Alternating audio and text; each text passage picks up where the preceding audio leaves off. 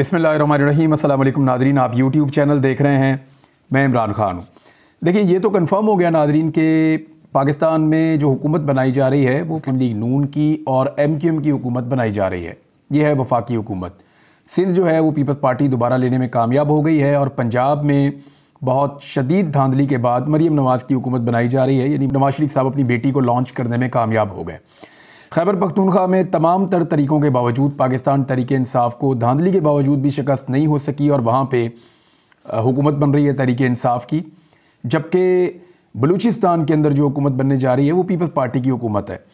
ये चीज़ें क्लियर हो गई हैं। अगर तो इंसाफ हुआ, अदालतों ने फॉर्म 45 के मुताबिक फ़ैसले देना शुरू किए और हकीकी नताइज की तरफ गए, तो फिर तो पाकिस्तान में हुकूमत 3 जगहों पे यानी 2 सूबों में और वफाक में पाकिस्तान तहरीक इंसाफ की बड़े आराम से बन जाएगी।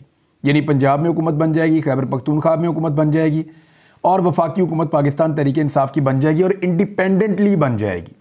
किसी की मदद की भी ज़रूरत नहीं होगी।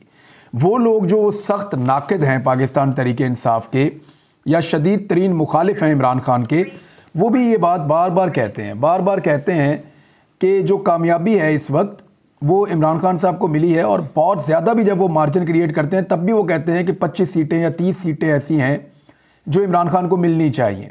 यानी कुछ लोग कहते हैं कि 125 तक जीते हैं, कुछ कहते हैं 120 तक जीते हैं। ये वो लोग हैं जो इमरान खान के शदीद नाकदीन में शामिल हैं। और जो लोग हक़ाइक़ के मुताबिक बात कर रहे हैं वो वही बात कर रहे हैं जो फॉर्म 45 के अंदर लिखी है, और वो तो 150 से ज़ायद सीटें पाकिस्तान तहरीक इंसाफ की बनती हैं।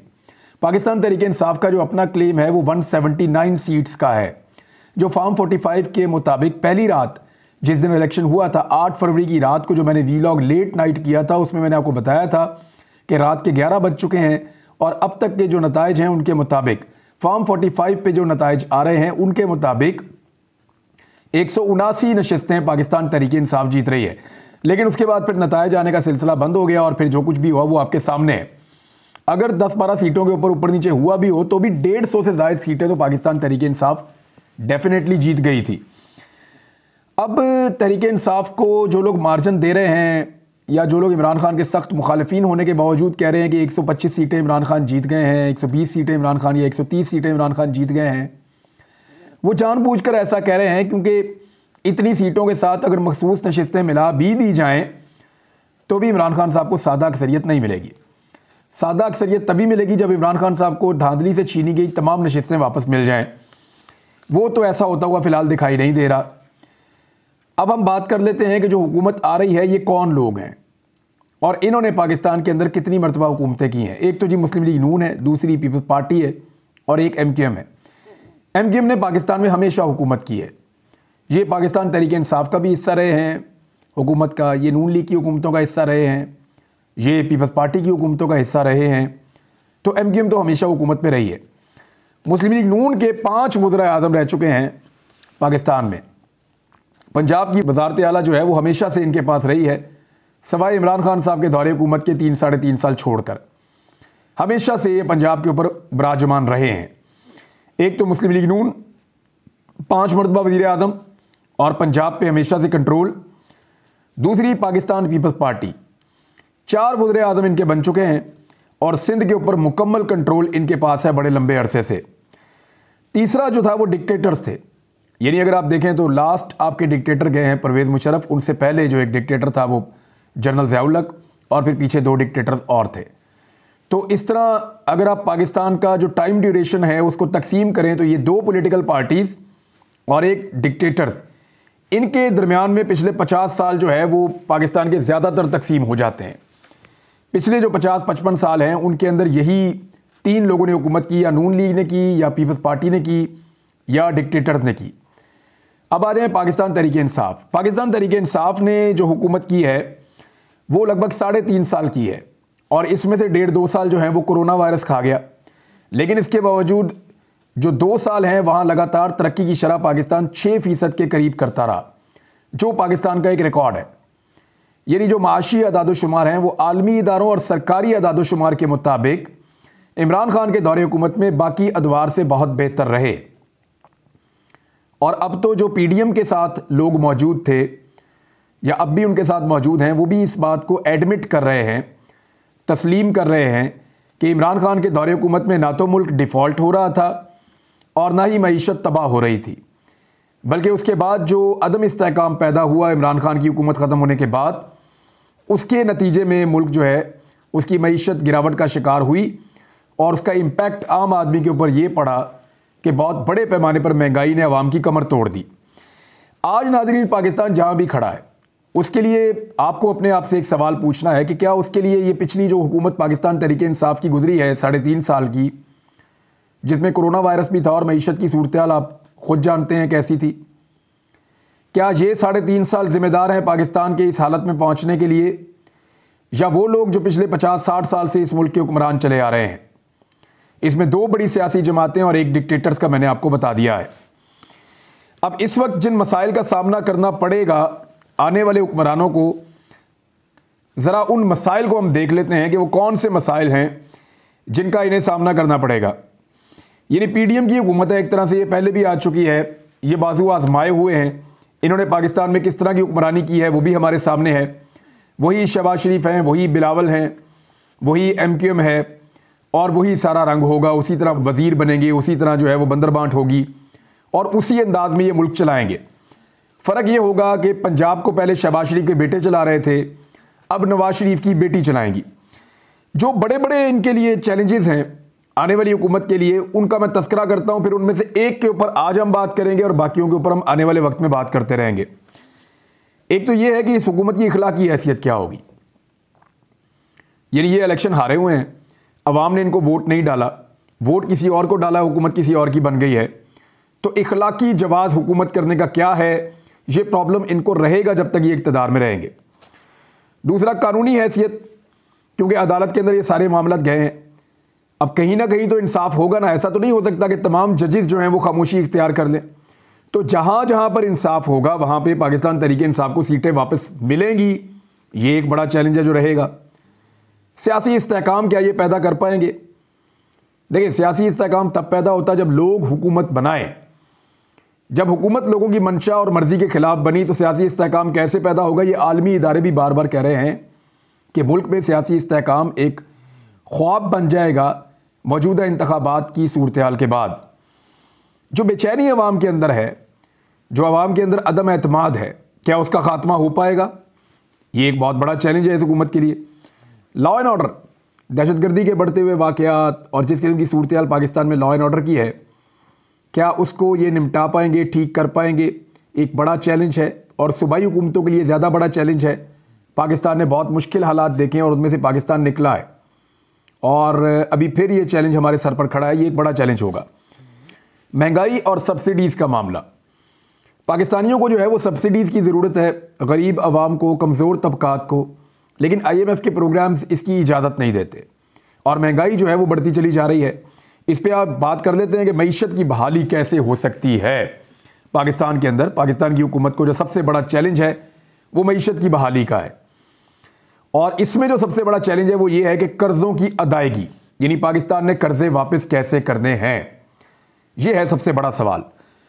पाकिस्तान ने इस वक्त जो कर्ज़े अदा करने हैं ना दुनिया के, और इंटरनल और एक्सटर्नल, यानी अंदरूनी कर्ज़े और बैरूनी कर्ज़े। कुछ कर्ज़े ऐसे होते हैं जो पाकिस्तान अंदरूनी बैंकों से लेता है, कुछ ऐसे होते हैं जो बैरूनी दुनिया से लेता है। तो वो जितने कर्ज़े लेके पाकिस्तान ने हुकूमत चलाई है या कारोबारी हुकूमत चलाया है, उन कर्ज़ों को वापस भी तो करना है ना। तो अब वापस करने से पहले आपको देखना पड़ेगा कि पाकिस्तान के ऊपर टोटल कितना कर्ज वाजिबुल अदा है। ये फिगर्स मैं आपके सामने रखने वाला हूं। कर्जों पर जो सूद की अदायगी है ना, सिर्फ वो GDP के लिहाज से इस वक्त मुल्क की बुलंद तरीन सतह पे है। GDP कहते हैं नाज़रीन एक मुल्क पूरे साल में जो कुछ भी पैदा करता है, चाहे वो सर्विसेज हैं, चाहे वो प्रोडक्शन है, चाहे वो कोई चीज़ पैदा करता है, चाहे वो पैदावार है, खेत है, फसल है, जो कुछ भी वो पैदा करता है एक साल के अंदर, मुल्क जो टोटल इनकम होती है, जो कुछ भी वो प्रोड्यूस करता है, उसको GDP कहते हैं। अब जो GDP के लिहाज से कर्ज़ों की अदायगी है, उसके ऊपर जो सूद पड़ रहा है पाकिस्तान को, उसकी अदायगी इस वक्त बुलंद तरीन सतह पे है। इतनी बुलंद माजी में कभी नहीं थी। और ये मैं नहीं कह रहा, ये ब्लूमबर्ग की रिपोर्ट कह रही है। ये एक अमरीकी इदारा है ब्लूमबर्ग, और वो रेटिंग्स के ऊपर काम करता है, मईशत के ऊपर उसके बड़े मुस्तनद आर्टिकल्स होते हैं और उनकी रिसर्च होती है। वो ये कह रहा है कि पाकिस्तान के अंदर जो सियासी अदम इस्तेहकाम है, उसके खदशात मौजूदा इंतखाबात के बाद काफ़ी बढ़ गए हैं और इससे मुल्की मईशत मुतासिर हो जाएगी। और अगर मुल्की मईशत मुतासिर हुई मज़ीद तो फिर पाकिस्तान कर्ज़े वापस नहीं कर पाएगा। 31 दिसंबर 2023 तक जो स्टेट बैंक ऑफ पाकिस्तान की तफसीलात हैं वो क्या बताती हैं कर्ज़ों के बारे में, वो ये बताती हैं कि 65,199 अरब रुपए का अंदरूनी और बैरूनी कर्जा पाकिस्तान ने देना है। 65,199 अरब रुपए का कर्जा पाकिस्तान ने देना है।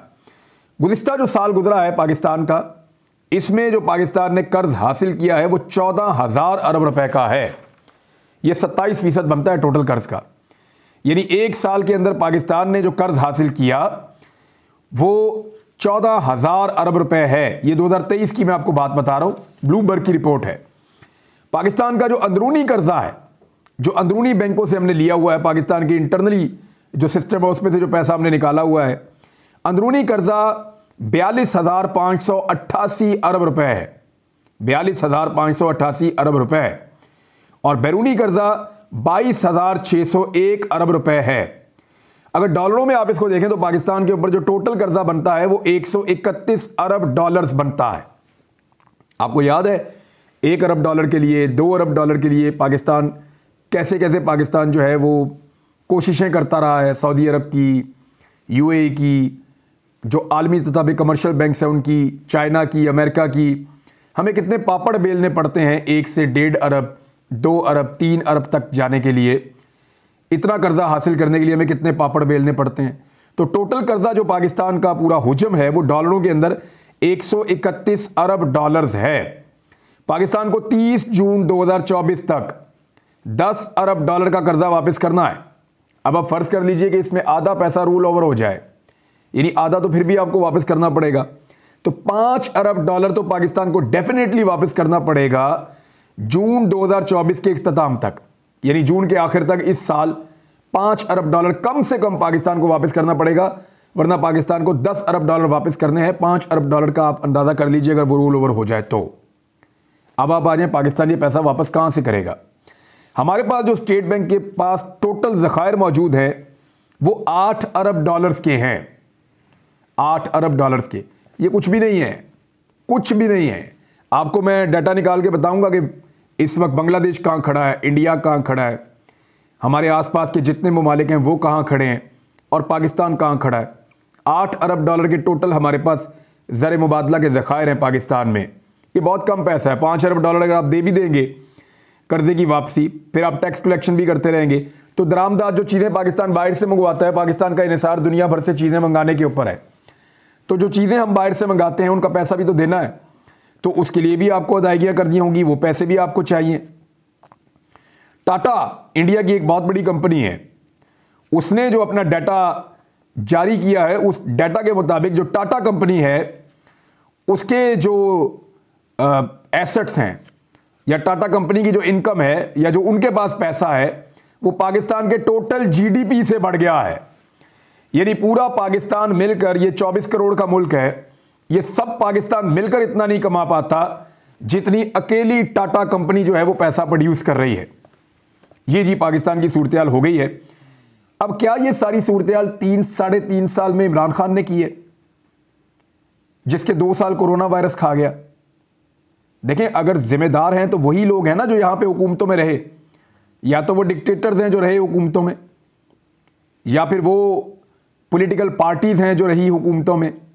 तो यहां पे तो पीपल्स पार्टी, PMLN और डिक्टेटर्स, ये 3 ही नाम आते हैं, और एक चौथा नाम आता है MQM का, जो हर हुकूमत का हिस्सा रहती है, यानी कुछ ना कुछ करके वो कुछ सीटें जीतकर हर हुकूमत के अंदर अपना हिस्सा बना लेती है। अब पाकिस्तान पीपल्स पार्टी और PMLN, अगर दोनों का आप मंशूर पढ़ें और उसको आप देखें तो उन दोनों के मंशूर में कर्जों के मसले को हल करने के लिए कोई भी पायदार तजावीज़ मौजूद नहीं है। यानी इन दोनों ने कर्जों के मसले के हल की तरफ ज़्यादा तवज्जो नहीं दी। अब कर्जे वापस कैसे करने हैं और पाकिस्तान के सिस्टम को कैसे चलाना है, ये एक सबसे बड़ा चैलेंज होगा आने वाले दिनों में इस हुकूमत के लिए। जब कर्जे आपके बढ़ जाते हैं ना तो उसका नुकसान क्या होता है, पहले ये देख लें कि आम आदमी को उसका क्या नुकसान है। नंबर 1, कर्जे बढ़ेंगे, आपने कर्जे वापस करने हैं या आपने मुल्क में तरक्याती काम करने हैं। आप करते ये हैं कि तरक्याती कामों को ब्रेक लगाते हैं और आप कर्जे वापस करते हैं। जब आप तरक्याती कामों को ब्रेक लगाते हैं तो आपके मुल्क के अंदर बेरोजगारी के अंदर इजाफा होता है, आबादी बढ़ रही है और बेरोजगारी में इजाफा हो रहा है। फिर रुपए की कदर भी कम होती है, रुपए की कदर कम होने से महंगाई भी बढ़ती है और इससे एक ओवरऑल इम्पैक्ट आता है बहुत बड़ा मुल्क के अंदर, जिससे आम आदमी मुतासिर हो जाता है।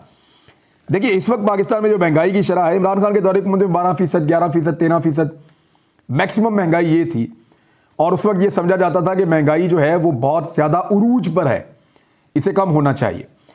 तो अभी भी शहबाज शरीफ साहब के दौरे हुकूमत में जो महंगाई थी वो पहुंच गई थी 40% के करीब और अभी भी 28% से ज़्यादा है। इस वक्त भी पाकिस्तान में जो महंगाई है वो 28% से ज़्यादा है। तो आने वाली हुकूमत के लिए सबसे बड़ा चैलेंज जो है वो मईशत है। देखें इमरान खान की सीटें तो छीन ली गई, लेकिन वो अपोजिशन में एक बहुत ताकतवर पोजीशन के साथ आकर बैठने वाले हैं और इस हुकूमत के लिए बहुत बड़े बड़े मुश्किलात हैं। जो कांटे इन्होंने बोए हैं वो फसल इन्हें खुद कांटों की काटनी पड़ेगी। जो कुछ भी इस मुल्क की मईशत के साथ पीपल्स पार्टी, PMLN और MKM और दीगर जमातों ने मिलकर किया, उसका खुमियाजा अब इन्हीं जमातों को भुगतना पड़ेगा। अब अवाम जाने और ये जमातें जाने। मैं डाटा आपके साथ शेयर करता रहूँगा, चीज़ें हम आपको बताते रहेंगे। पाकिस्तान का भला होगा वो भी आपको बताएंगे और अगर कोई गलत फैसला होगा तो वो भी आपको बताएंगे। कुछ और चीज़ें भी आपके साथ शेयर करूँगा, लेकिन इस वीलॉग में यहाँ तक के लिए इतना ही। अपना ख्याल रखिएगा, अपने इस चैनल का भी। अल्लाह हाफ़िज़।